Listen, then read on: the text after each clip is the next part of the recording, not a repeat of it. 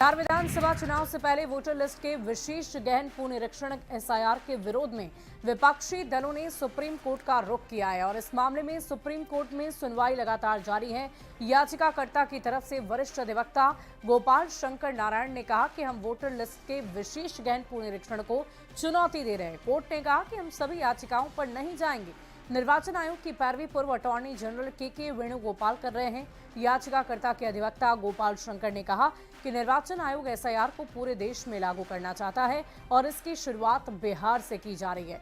इस पर जस्टिस धूली ने कहा कि चुनाव आयोग वही कर रहा है जो संविधान में दिया गया है, तो आप ये नहीं कह सकते कि वे ऐसा कुछ कर रहे हैं जो उन्हें नहीं करना चाहिए। आरजेडी नेता तेजस्वी यादव ने बिहार में मतदाता सूची संशोधन के खिलाफ याचिकाकर्ताओं पर सुप्रीम कोर्ट की सुनवाई और चुनाव आयोग पर कहा है कि सुप्रीम कोर्ट का जो फैसला होगा उसको हम देखेंगे, लेकिन सबसे बड़ा सवाल कि आप आधार कार्ड और राशन कार्ड को नामंजूर क्यों कर रहे हैं। निर्वाचन आयोग अभी तक स्पष्टीकरण नहीं दे रहा है। निर्वाचन आयोग क्यों भ्रम पैदा कर रखा है। ये तो लग रहा है कि निर्वाचन आयोग बीजेपी के पार्टी सेल की तरह काम कर रहा है।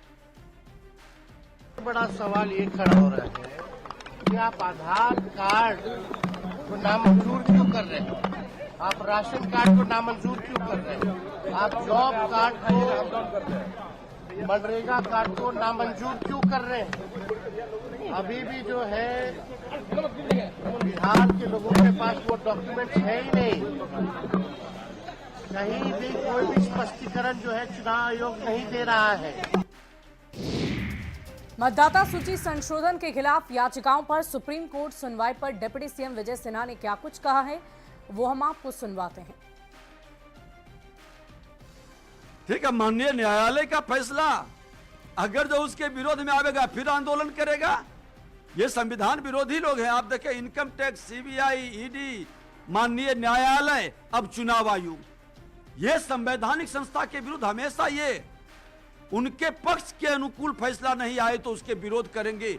ऐसे लोगों पर कार्रवाई होनी चाहिए।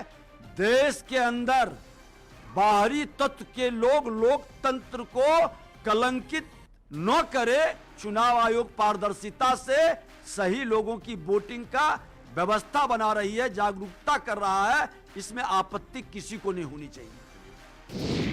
बेगूसराय में केंद्रीय मंत्री गिरिराज सिंह ने कांग्रेस सांसद राहुल गांधी और तेजस्वी यादव पर निशाना साधते हुए कहा कि जब ये चुनाव हारते हैं तो कहते हैं मतदाताओं का अधिकार छीना जा रहा है। ये लोग नकारात्मक लोग हैं, ये देशद्रोही के साथ खड़े हैं।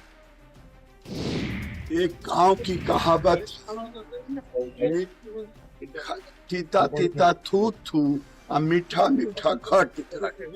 तो जब ये तेलंगाना में होता है तो मीठा मीठा घट घट, कर्नाटक में होता है तो घट घट, हिमाचल में होता है घट घट, और जब हारते हैं महाराष्ट्र से लेकर बिहार में तो इनका कहते हैं कि मतदाता अधिकार छीन रहा है, मतदान का अधिकार। ये लोग नकारात्मक लोग। ये जब बांग्लादेशी और रोहिंग्या के लिए लड़ाई लड़ रहे हैं मुसलमानों के लिए, तो मैं तो समझता हूं कि ये देशद्रोहियों के साथ खड़े हैं।